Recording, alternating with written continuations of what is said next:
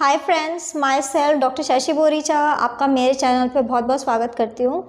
आज मैं आपको एक कंडीशन एक्सप्लेन करूँगी जिसका नाम है कीलॉइड। मैं आपको बताऊँगी कि ये क्या होता है, इसमें क्या क्या सिम्टम आते हैं, इसके कॉज क्या है और साथ ही साथ कुछ होम्योपैथिक मेडिसिन जो आप इस कंडीशन के लिए यूज़ कर सकते हैं।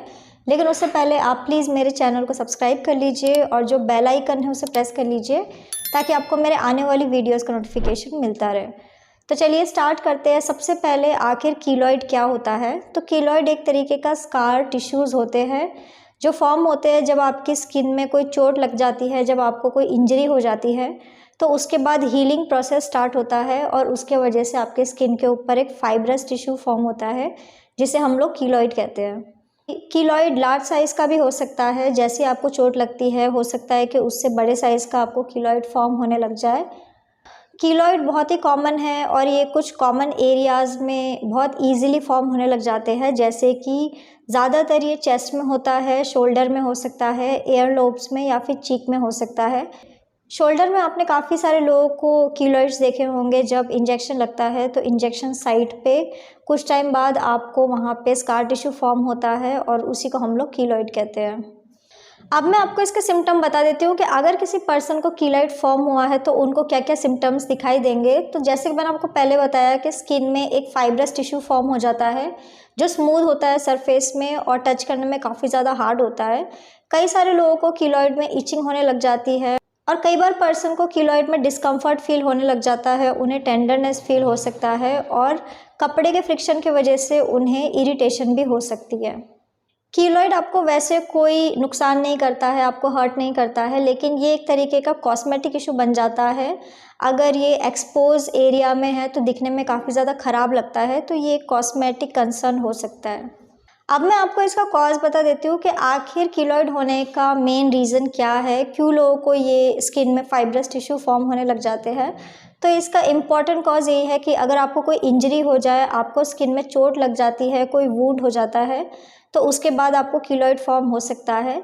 जैसे कि अगर आपको स्किन में एक्ने हो चुका है, आपको पिंपल्स हुए हैं और आप उस पिंपल को फोड़ने लग जाते हैं, तो उसके बाद आपको स्किन रप्चर होती है, वहाँ से ब्लीडिंग होती है और फिर हीलिंग के बाद वहाँ पे आपको स्कार टिश्यूज़ फॉर्म हो सकते हैं।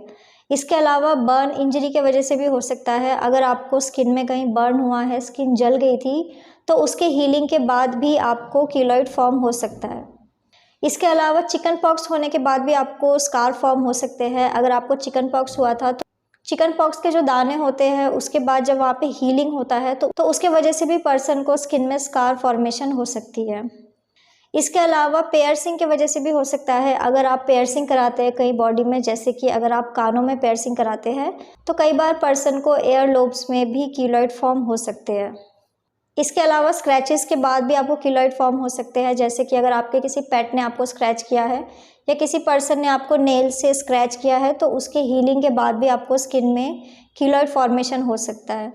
इसके अलावा सर्जिकल इंसिशन साइट में भी आपको कीलॉइड फॉर्म हो सकते हैं। अगर आपकी सर्जरी हुई थी, आपको स्किन में कट हुए हैं तो उसकी हीलिंग के बाद भी आपको स्किन में फाइब्रस टिश्यू फॉर्म हो सकते हैं। इसके अलावा वैक्सीनेशन साइट एक बहुत ही कॉमन कॉज है। अगर आपको कोई इंजेक्शन लगा था और इंजेक्शन लगने के कुछ टाइम बाद ही वहाँ पे हीलिंग हुई है तो उसके बाद भी वहाँ पे आपको फाइब्रस टिश्यू फॉर्म हो सकते हैं और कीलॉइड बन सकता है। कीलॉइड मेल और फीमेल दोनों में कॉमन है और ये दोनों को इक्वली होते हैं और ज़्यादातर ऐसा देखा जाता है कि जिन लोगों की स्किन डार्क कलर की होती है उनको कीलॉइड ज़्यादा फॉर्म होते हैं as compare to light complexion के लोगों के। अब मैं आपको कीलॉइड के कुछ रिस्क फैक्टर बता देती हूँ कि आखिर कौन कौन से लोग सबसे ज़्यादा रिस्क में होते हैं जिन्हें स्किन में कीलॉइड फॉर्म हो सकता है। तो ऐसा देखा जाता है कि प्रेगनेंसी के टाइम में फीमेल्स को कीलॉइड होने के चांसेस काफ़ी ज़्यादा बढ़ जाते हैं। इसके अलावा अगर आपकी एज 30 से कम है और आपको कोई इंजरी हुई थी, कोई वैक्सीनेशन लगवाया है या फिर स्किन में कोई कट हुआ है, तो ऐसे लोगों को भी चांसेस काफ़ी ज़्यादा बढ़ जाते हैं कि उन्हें कीलॉइड हो जाए एज़ कम्पेयर टू 35 एज के बाद।